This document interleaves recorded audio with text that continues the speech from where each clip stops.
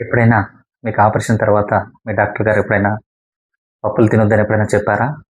మరెందుకు చాలామంది ఆపరేషన్ తర్వాత పప్పులు తినొద్దని చెప్తుంటారు. పప్పు తింటే చీము పడుతుందని అంటుంటారు.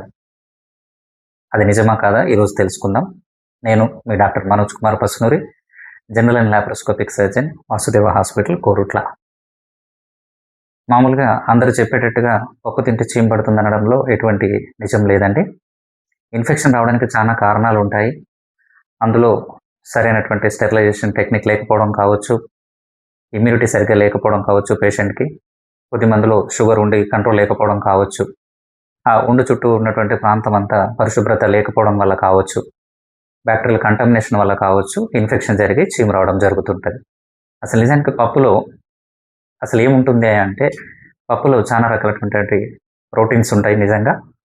అందులో ఎసెన్షియల్ అమైనో యాసిడ్స్ నిజానికి పుండు మానడంలో సహాయపడేటటువంటి ల్యూసిన్, ఐసోల్యూసిన్, వాలిన్, లైసిన్ అటువంటి ఎసెన్షియల్ అమైనో యాసిడ్స్ ఉంటాయి.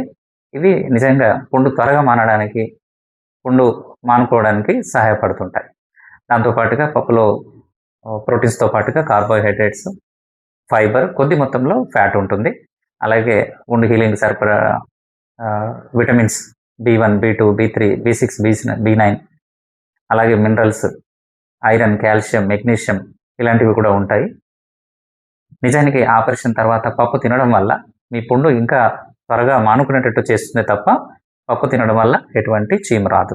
సో, మీరు నిరభ్యంతరంగా ఏ ఆపరేషన్ అయిన తర్వాత కూడా పప్పు తినొచ్చు. Thank you.